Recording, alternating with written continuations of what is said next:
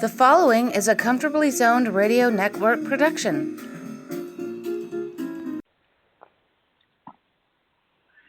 Thank you, Tally Olson. We are back, and it's been a while.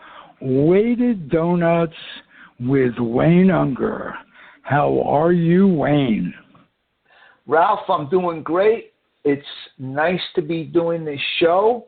Maybe we can get some momentum going with it.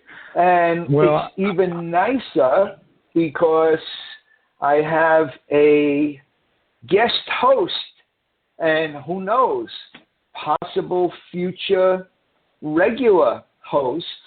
I have my youngest son, Wyatt Unger. Wow. Welcome, Wyatt. And he doesn't talk very much. No, I'm just kidding. as soon as we start talking baseball, he's on. He's on. Right, Wyatt? All right. That's right. All right, Okay. Wyatt. Welcome back to the network. You were on years ago with your dad, and it's good to have you back. How about that? Thank you. Wayne, lead us into what you guys are going to discuss tonight. Well, okay. So it's funny how, like, a lot of our discussion throughout the day in general is baseball related. So, and also one of the things that we go back and forth with, Wyatt is a little more analytical based than I am. I kind of bring it up. But Wyatt, so Wyatt had created a spreadsheet, and he kind of weighted it. Took the last three seasons, so of course 2020 was partial and this year is partial. 2019 was total. But Wyatt, from your spreadsheet, so since 2019, who are some of our best players? Is that as far as the Yankees go, or? No, in general. This is not a Yankee-centric show. No, in general. Or did you only do the Yankees? No, I mean, it's built for every player in the ESPN database. As of right now, I am still, I still weight 2018 just a little bit, and that's only because we've had a partial 2020 season and a 2021 season that is not even halfway done. But one thing that is surprising to me with the current weights that I'm using based on how much season has been played is that Aaron Judge, although, it's always been the injury concerns for him, it's really never been much about how he performs on the field. With the stuff that I've looked at, I think there's an argument to be made with him and Mookie Betts. Interesting. So can you tell us where I mean, obviously that probably comes as a surprise to most people, including myself, because Judge had an outstanding 2018, but you only took a portion of that, and he's been injured. So tell us, what are the points for Judge? I mean, when you're looking at both, I think he's got Betts offensively, but but it's really a matter of they're both superb defenders. The thing is, Betts is in a league of his own, so it really is what you want to consider, how much defense you want to consider, which I think at right field, it's a pretty important position. I would think that you would want to weight that a little bit more. Okay, so Betts is in center. Betts is in center. So why is right weighted more than center? No. Betts is a right fielder. He was playing center some when Bellinger was out, but Betts is a right fielder and played right field all last year, I believe. Okay. He played right field in Boston too. Yes, correct. He didn't have a lot of because remember, Boston, they had Jackie Bradley Jr. in center. I mean, center field is not foreign to Betts, but he's a right fielder and possibly the best right fielder in the game, actually. Okay. So, okay. So, what about? I mean, in what sense? By the way, but how many more games since the end of 2000, or I guess you did a partial 2018? How many more games has Betts played than Judge? Okay, so Mookie has 396 games and 1,824 plate appearances since the start of 2018. Judge is 303 games and 1,314 plate appearances. Okay, so we're talking more than a half a season difference as far as games played. We're talking about 90 games played. So yeah, he's got 90 games on him, but he's also got 500 plate appearances, which I think that you should value the plate appearances more because you don't get 500 plate appearances in 90 games. Okay. Hey, let me ask you guys a question about Judge. Are his injuries, have they been indicative of chronic stuff, or have they mostly been like random injuries, freak injuries, this, that, or the other thing? If we're trying to judge a guy on his long term in the future, are his injuries likely to continue? Is he what they consider to be brittle? I mean, that's the word that's been used for guys that are injury prone. It's funny you bring that up. We had a discussion just a couple of days ago, and I said that, I asked Wyatt, I go, is Judge's next year is Judge's last year of his contract? And he said yes. And so I said, you know what? I said, if he can stay somewhat healthy this year and put up some good numbers, I think the Yankees should trade him. I don't think they should commit to him long term.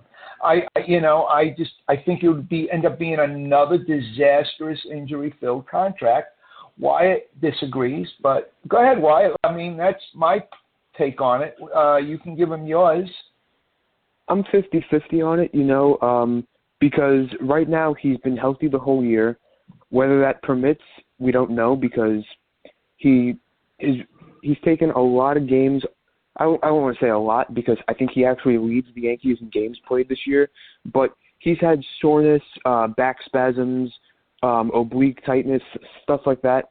Nothing to send him to the IL, but just day-to-day stuff throughout the year, and Boone's also been giving him a lot of days off. But as of right now, this is going to be like his most healthy season since 2017, as well as his best season since 2017. So I don't think that Cashman is going to necessarily listen to calls. I think he should at least test the waters, see what's there, because who knows? This is nothing that's been discussed. I've never seen any Yankee fan, any baseball fan say, hey, I think the Yankees should trade this guy, see what's up. So you really don't know what the market would be like. And I mean, while I do think that he'd be a lot better than the Ellsbury contract, I'm not sold on extending him. Because while I'll say that the 2018 injury, the hit by pitch, that's avoidable, 2019 and 2020, it's just been overall his body can't take playing nonstop. And the Good fact answer. that the fact that one of his major injuries was an oblique injury, and he missed a game or so with an oblique strain. It just means that the injury is still there, and I think it might come home to roost. So I mean that's why you'd have to see what the market is out there. You'd have to see what you get, and because I don't think he's going to stay on the field, and I don't even know if he will or won't be any worse than Ellsbury. Ellsbury was pretty bad. I think the Yankees also kind of kept him off the field purposely. I think that there might have been some funky business there, but yeah. So I have a question. Go ahead. No, I was just going to say about Judge. We have to bring the intangibles into it. How does Judge help a clubhouse considerably to make a difference when deciding?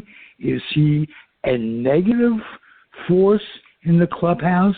I know he's not, but is he positive enough to affect the decision whether to sign him long term, or is anybody positive enough for that? Should that be brought into consideration with not just Judge, with anyone who's going to either sign or re-sign with the team? I think if you're a superstar, I don't think it necessarily matters.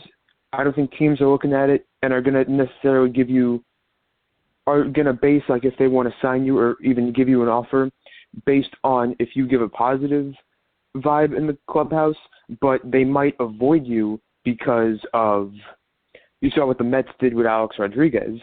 But I think that as far as teams wanting guys who are positives in the clubhouse, I think that's more so the veterans who maybe they'll be just pinch hitters or defensive replacements, stuff like that. I don't know how much that's considered for superstar players. But my problem with the Judge extending him, he's a top player that will get top player money. I don't even know if $30 million is that's probably, he'll probably get more than that. I just can't.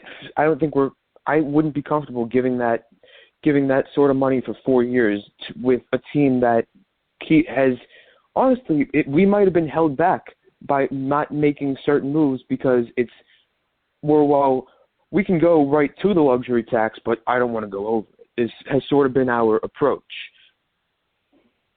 Gotcha. And you know what?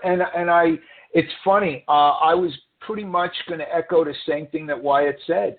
As long as you're not, when it comes to a superstar, like, with these elite contracts, as long as there's no negative to your persona or to how they perceive your persona, I don't think it matters at all.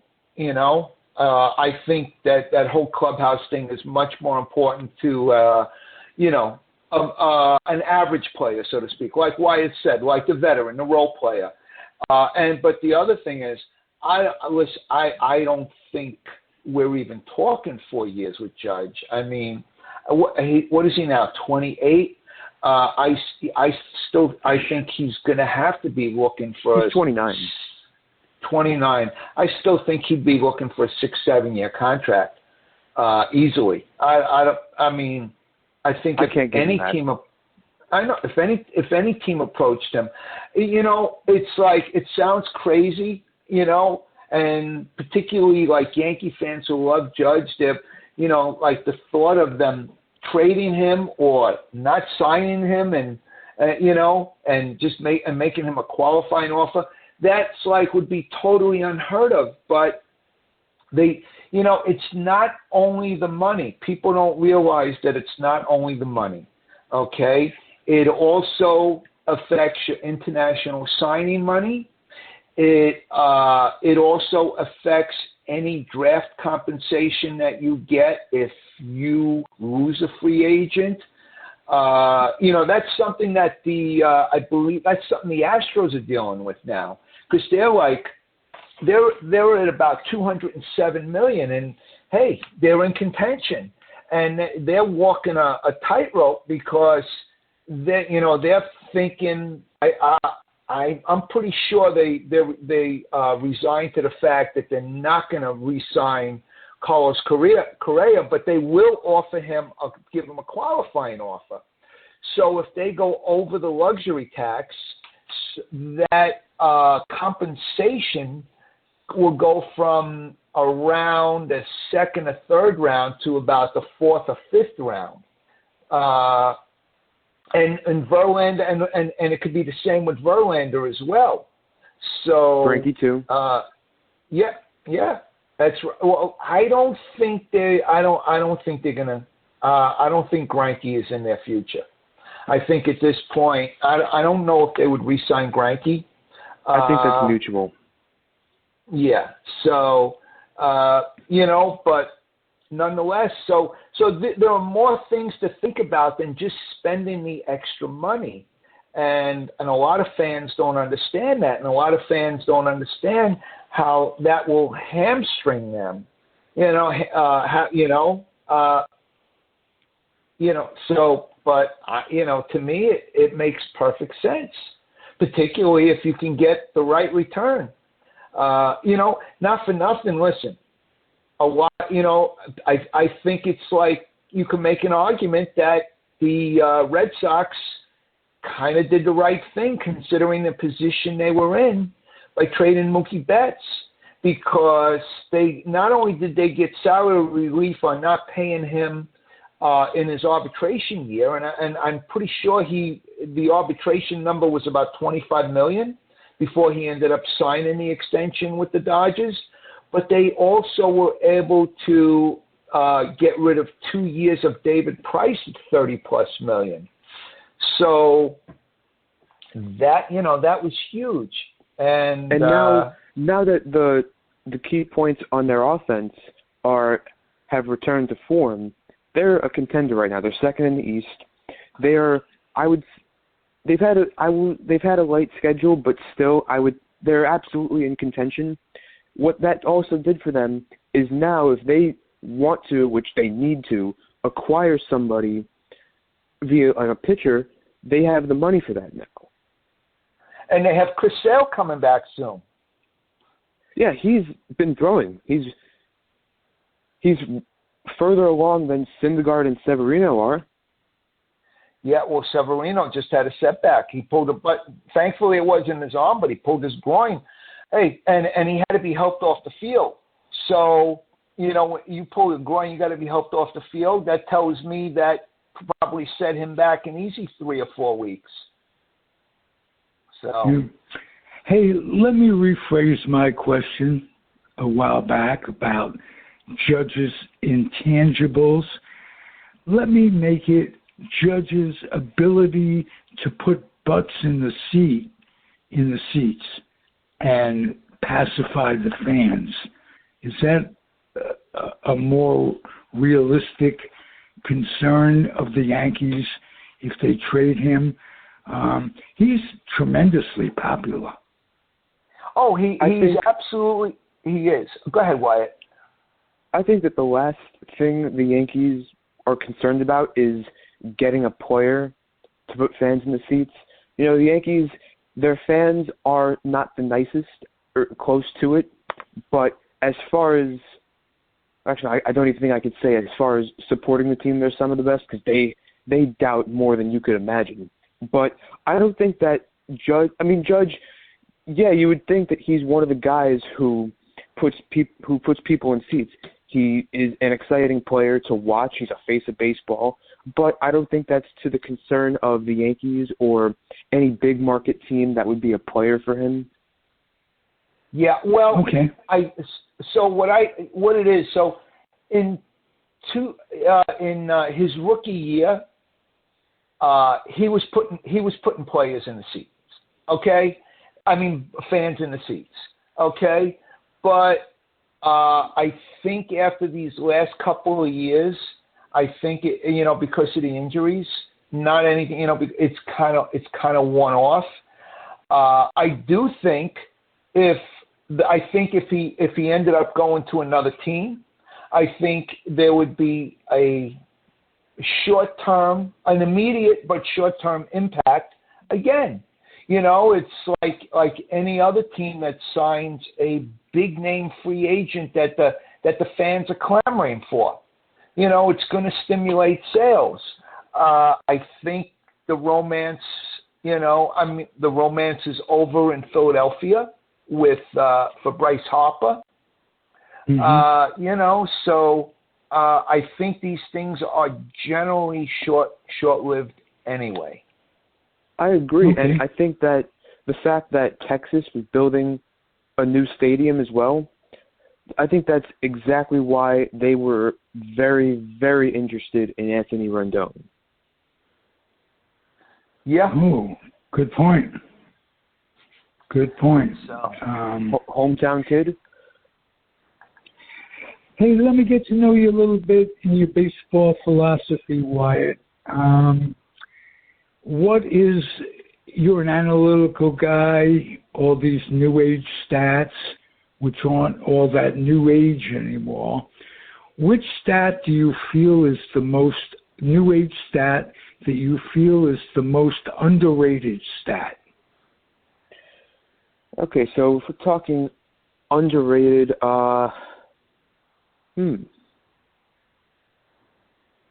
See, what stat do now you go by a lot when you look at analyzing stuff?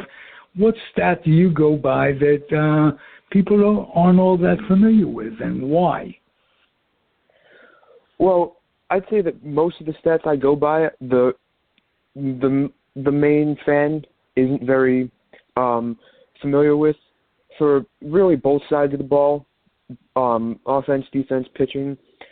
I would say for hitters, my favorite stat is probably weighted runs created plus, which is basically, I think that it would be pretty easy for the average fan to look into it because it's on the same scale that OPS plus is in. It's on the 1 to 200 scale.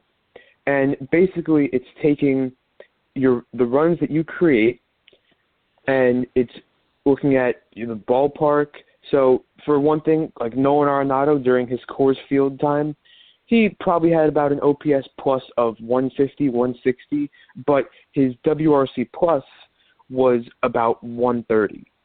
So, and at Oakland, so Matt Olson, Matt Chapman, those guys, their WRC plus was a little inflated.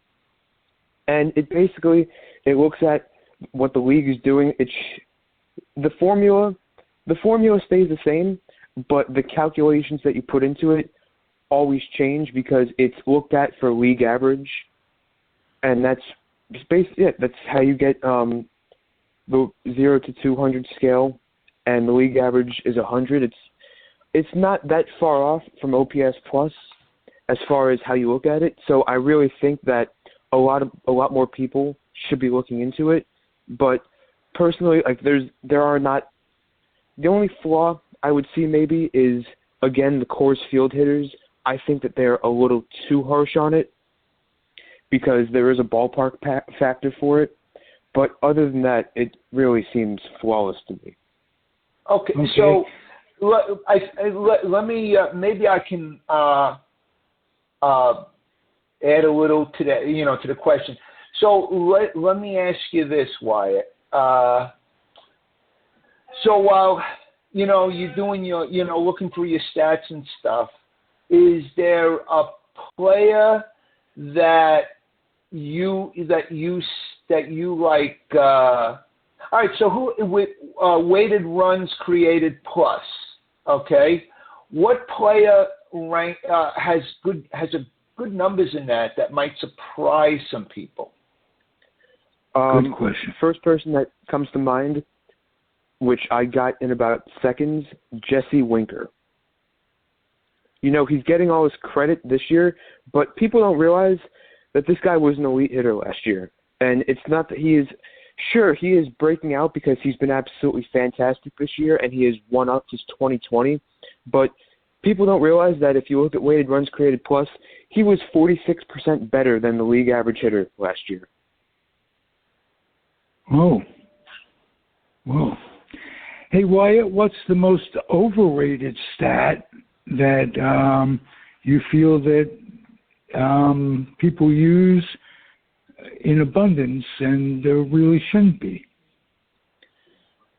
I'm actually going to go away from hitters on this one. I'm going to look at pitchers. I would go with ERA because Yes, I do look at it like if a guy with a ERA in the fives has, let's say, what's another number I could use here? Let's say his ERA is 5, but his expected ERA, which is basically looking at how runners reach base if it's like a low contact ball, just stuff like that. If it's very low, I'm still not going to say that he's better than, let's say, a guy with a 1 ERA and a really high expected ERA. But I do think the ERA, it doesn't tell the whole story. It really doesn't even tell a whole chapter of how good a pitcher is. Particularly with relievers. Remember, a reliever can come in with 3 men on base, okay, and he can come in with 2 outs and bases loaded, and he can, give up a double, okay, and they clear the bases, and then he gets the next guy out. Guess what? His ERA hasn't moved at all. But the starting pitcher has. That goes both ways. It goes both ways because a starter can leave the game with the bases loaded, with no outs, and as David Robertson always did, he could come in and get out of it. And the starter, who just allowed 3 base runners in an inning, has an ERA of 0. And the reliever, but the starter can also get pulled. And sure, it's his fault he loaded the bases, but sometimes you get lucky and the guy gets out of it. But the reliever as well, he could. How about we take that even further? How about he comes in with the bases loaded, gives up a bases clearing double, walks 2 guys, and then gets out of it? He just allowed 3 base runners and 3 runs, and his ERA is 0. Right. I still think, granted, yes, a reliever can get a starter out, but I think a reliever coming in with the bases loaded, I mean, like I say, he can come in with 2 outs and the bases loaded. So I think it's more often than not, I think the starter in general for inherited runners scored, I think that the starter in general gets hurt way more than the reliever saves them, so to speak. And it doesn't even have to be bases loaded. Let's say it's the 7th inning. Lucas Giolito's pitched a shutout through 6 2/3, and he walks a batter. La Russa comes out, brings in, let's say, Aaron Bummer, who gives up a 2-run home run. Giolito gets charged when all Bummer needed to do was not let a guy go 270 feet and get 1 out. Yeah. Are you guys saying that whips are more important than ERA? I wouldn't say whip is more important. I'm not a fan of either. Yeah, I'm not. I at least will consider. Yeah, ERA. I mean, yeah, I'm not a big fan of whip either. I think that's a big fantasy stat. I mean, I think it's. Do I think it's more telling than ERA? I think it's more telling of ERA for a reliever than it is for a starter. But the thing is about whip, and this is something that we discovered, because we're into diamond mine baseball, and splits are very important. So when we are preparing for our draft, and we're looking at pitching, we used to use whip, years ago. That was the stat we went to for rating pitches, and and now we use on base plus slugging, because a guy can be unbelievably lights out from one side of the plate and get totally rocked on the other. So whip can be misleading, but I think whip is probably a little more important for relievers than starters. Starters get the opportunity to work their way out of things and also have more of a have a little bit more room to work with. They have more innings to work with, so to speak. Yeah, because here's the thing. If you're a reliever, you come in opening day and give up a run in 1 inning. Your ERA is 9, and to get it down to 1, you need to pitch 8 shutout outings or innings if you're only going 1 inning per relief appearance. That's a lot. That's a lot for a reliever. But for a starter, you can just get rattled, give up a run in the first inning, and then pitch dominant baseball. But see, I'll at least look at ERA because for starters, I would say 85% of the time, or that's a little too harsh, 70% of the time, you have to dig deeper. But for relievers, I really wouldn't look at ERA because 2 examples, Garrett Crochet and Emmanuel Clase, White Sox reliever, Indians reliever, their ERAs are very low. Their whips are very high. Clase allows a lot of hits, a lot of walks, but his ERA somehow he magically escapes, and it's a very low 1. Crochet is like 0.4, but he's given up a lot of base runners. Okay. Hey, time has come to an end. I hope this is a rejuvenation of waiting. We don't hear you. We don't hear you very well right now, Ralph. I'm sorry. Time has come to an end for this podcast, but what I'm hoping is that it's a rejuvenation of Weighted Donuts. You guys work together like Chip and Harry Carey. So, we never got a chance to work together. But I'd like to... You're fading on us again. So, but yeah, you know what? Maybe, yeah. Hey, maybe we can come back next week, and hopefully, if all goes well, we might have a minor league game or 2 under our belts between now and next week. So okay, yeah, we so I'll make this quick. So we live about 55 minutes from Daytona, and there you have the Daytona Tortugas, which is the low A Florida State League, although I don't know if they call it the Florida State League. I think they call it low A Southern Division. They've just, Major League Baseball has just totally the entire minor league system. Yes, they have. So, but anyway, so we went to a game. I'd say it's at least 3 weeks ago, but you know what? It was fantastic. And the stadium at Jackie Robinson Field there, it's kind of old and kind of rinky-dink, but it was fantastic. It was like, man, I loved it. And so we got seats. We were like around like the 9th row or something behind home plate.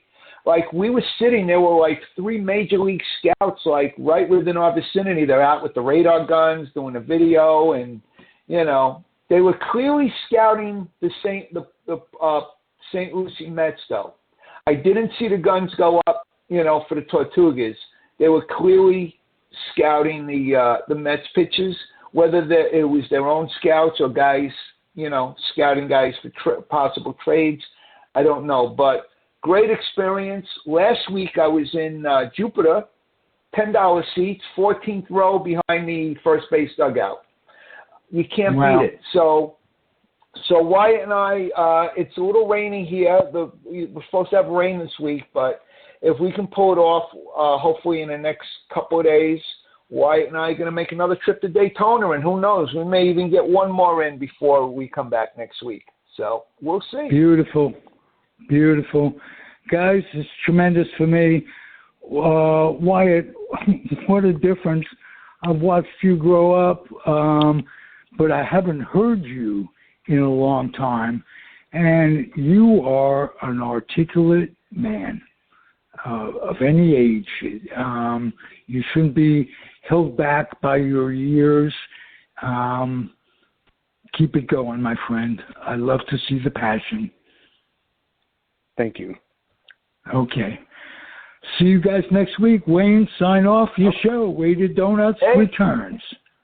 Good night, everybody. Listen in, and we'll be back. Have a good night. Beautiful. Makes me happy. Good night, everybody. Happy trails, and be well. Stay well. Adios. The proceeding has been a Comfortably Zoned network production. You are advised to keep your dreams wet, your humor dry, your children and grandchildren out of military recruiting offices and off the laps of clerics who wear dresses. Thank you for listening, everyone. Happy trails.